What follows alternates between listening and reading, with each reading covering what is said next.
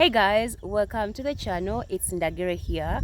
Well, in today's video I want to speak about this video that I came across to. And guys, I'm not home. Yeah, this is where I am right now.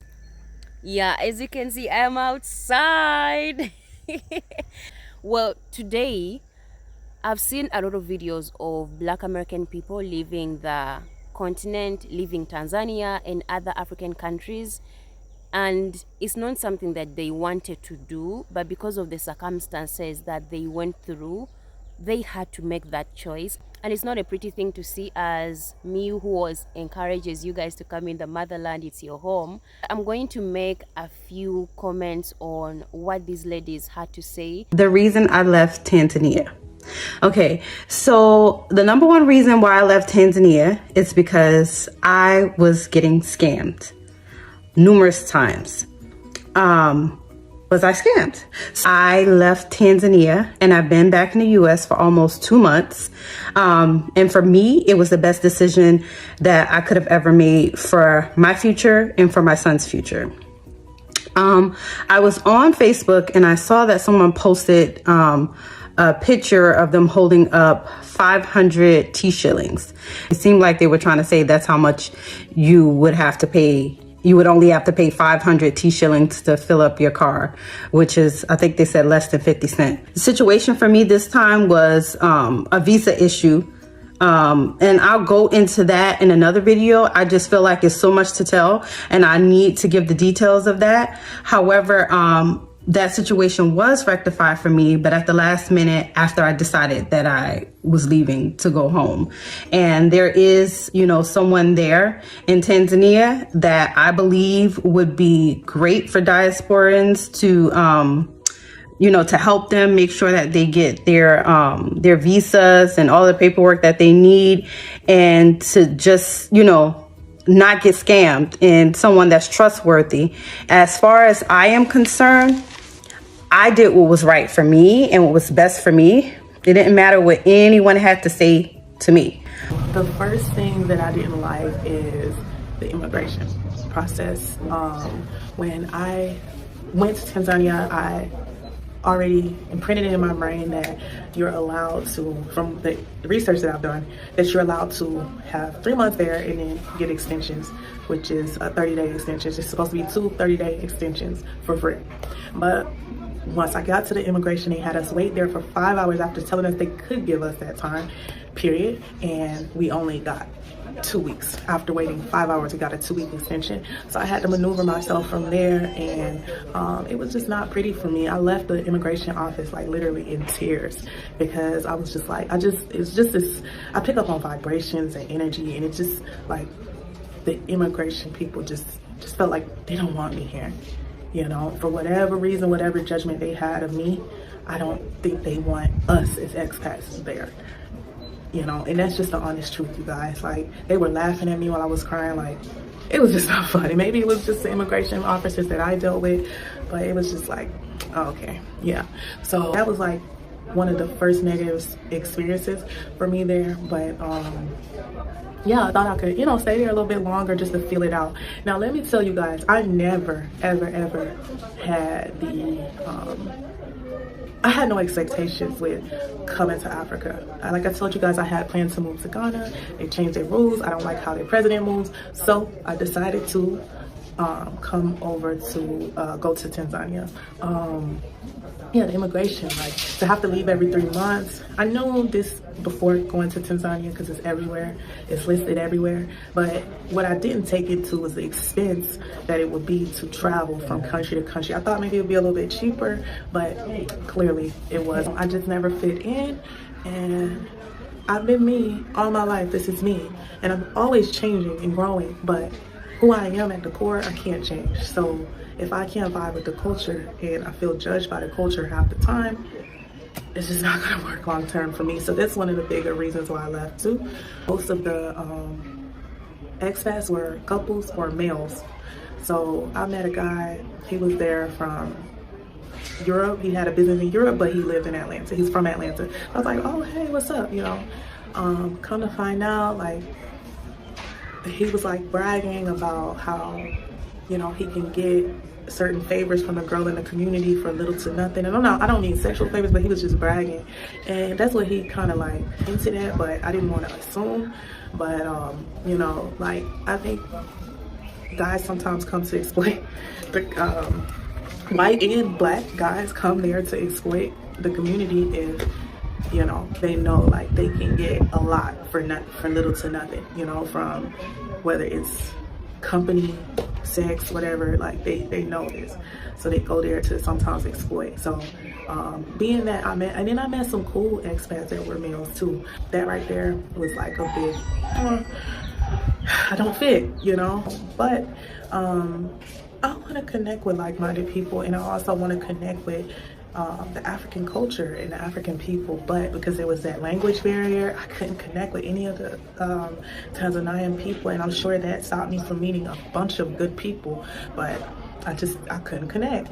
So this was like a thing for me that I was just like, dang, you know, like it sucks. This is a bummer. It took a lot of effort coming to Africa, but I was just like, I just don't see myself happy here. I'm not happy. So I didn't know, like in my mind, I'm like, once I didn't feel welcome, I'm like, when can I escape? You know, because if you don't feel connected with the people, it's just like, what in the world am I doing here? Like, you know, I vibe with a few Tanzanian people, the ones who spoke English, and I didn't vibe with any Diasporans, actually, not for long.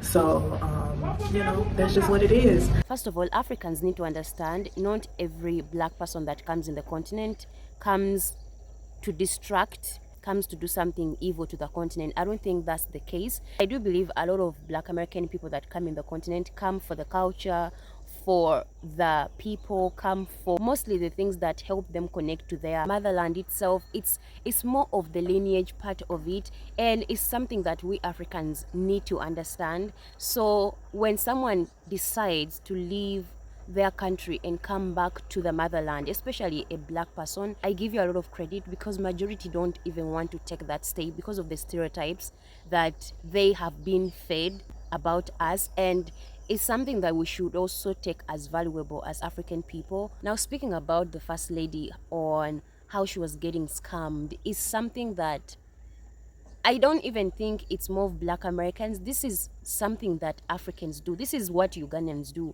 The moment they hear that you are from abroad, they don't want to know if you are Ugandan who is born in America or Europe or whatever. As long as you look different and you seem different, these people are gonna high up the prices, and it's crazy. Like, it happens to me a lot, because when I go to places, people assume I don't know the local language. I don't know, maybe because I look Sudanese.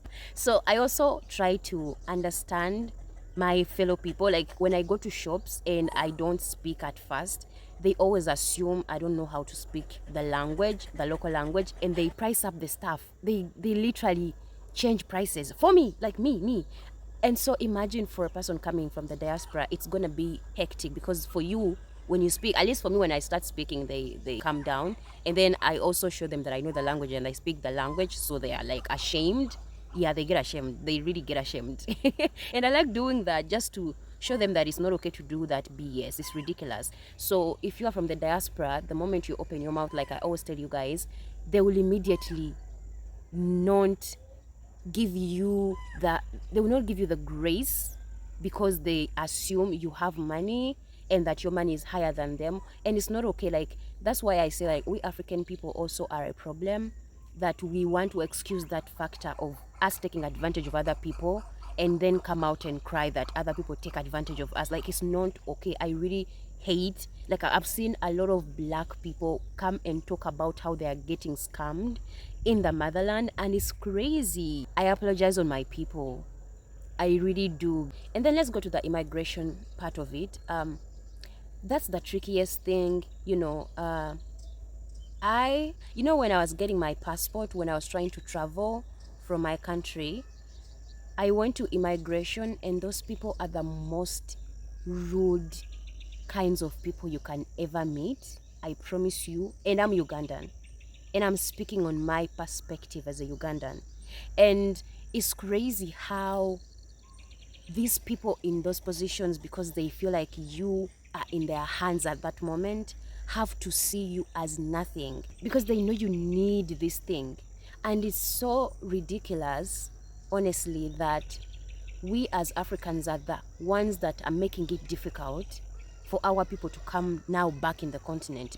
It's so unfair that we as Africans are the ones now that are chasing away our own people and making it seem like they don't want to come back home. Also, I want to let you know, guys, if you are, let's say, in Uganda and you want to work on your extensions, or you want to know about the prices of settling in the country, you don't have to go to the office. I promise you, you can just do that online. Of course, you need someone to help you out and settle in, but there are things that you need to do yourself and fix them yourself, especially when it comes to visas in Africa. You can just go online, apply. If you want to extend, you can do the same thing, apply. They tell you what you need to do and fix everything there and then. You don't have to go to these people that have to stress you just for you to stay in your motherland. You don't have to go to these offices and meet these greedy people who don't even love what they do, but they just love the money that comes with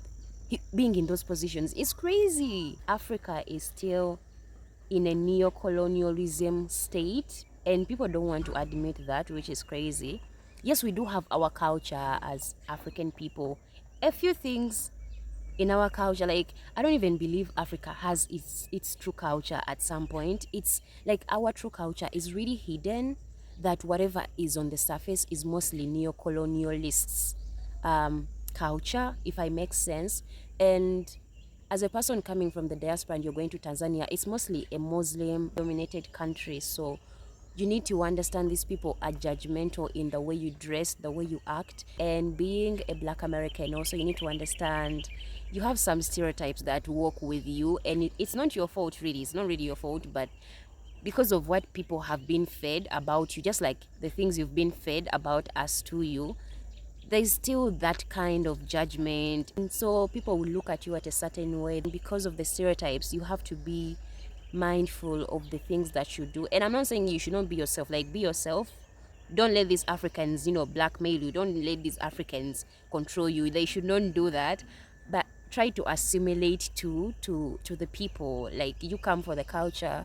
Try to see if it fits for you or if it doesn't. I want you guys to go to places where you feel comfortable in terms of how you connect with the culture. Yes, it's okay to assimilate to where you're going, but as well, if it's not working out well for you, you should try somewhere else. There's a lot of African countries you can go to, and I believe you will find your space and your place.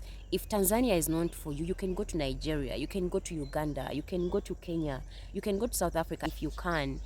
But like, mostly try to understand the people. Like, African people don't really judge a lot, but if you come and you have like different manners, different ways of doing things, it's kind of hard for them to adjust to, and we might act as a bit defensive. I don't know why. Like, yeah, I've seen people be defensive of some friends of mine that are from the diaspora because of the way they speak, the way they act, the way they do things, the way they function, and me myself too. Before I even started understanding Black American people, or just Black people in the diaspora, or just anyone from the West, I used to get sometimes defensive in the way they would speak and the way they would, react to things. But now I'm just trying to learn and also understand that it's because we are from different places. We just need to adjust and understand each other. Yeah, I hope that helps. The other thing that can also be challenging, I always speak about this: do not pack your suitcases and come from the diaspora and expect to get a job in the African continent. You can create one, but you coming in expectations of getting one is likely not gonna happen, because like, we as African people are leaving the continent. We are running away from our countries to go and come to your countries, because that's where we see the future, that's where we see the opportunities. So you coming and also expecting the same things in the African continent is not gonna work out. People already assume that you have money, so when you show them that you don't even have a job, like you're looking for a job from them, is going to be a bit difficult, or a lot more difficult. So that's something that I don't even play around with. If you have a skill, come with it and teach the African people if you can. It doesn't matter if you're in education, in technology, in medicine, in whatever sector that you feel like you have a skill in. It is something that is going to help us grow, and yeah, it makes sense. So that's something I can really speak about. That it's sad really seeing these Black American women feeling heartbroken because they came with expectations of being welcomed in the continent, and it's the complete opposite of what they expected. It's sad that this is the representation we are giving ourselves as African people to our people from the diaspora. Is heartbreaking, really. The last thing I would add is, to me, I would say classism and discrimination of the fact that you are not from here, really. So there's that kind of tension. I saw some videos of Black people saying, you know, if an Indian comes and I'm also there as a Black American, they treat the Indian person better than I am. And to me, I think it's not racism from the African people, but more of classism.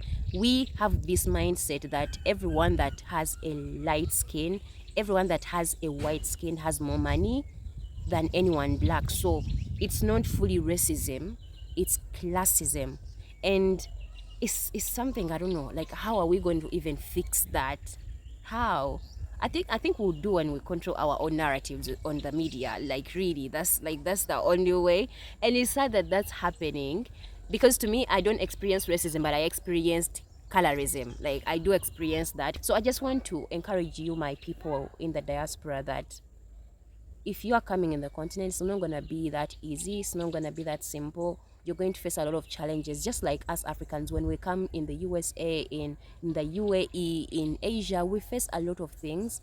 But because we want to make a better life for ourselves, we stay and we move on. Just like for the discrimination part, those are the things that you can let go. I know it's painful if you do. Like, guys, I experienced it, or I experienced colorism on a daily almost.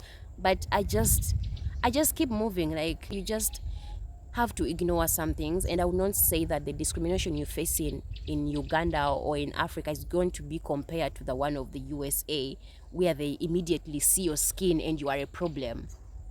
You don't have to face that in the continent. You can go wherever you have to. You can meet and reach many positions and many places because you look like everybody else. Nobody is going to assume anything. And when people also find out you're Black American, you can also access more better spaces, more better positions than any other African. You still have an advantage at some point, or most of the point. So that's something to take in. Yeah, that's really that I can say in the video. I don't know what I missed. If I missed anything, let me know.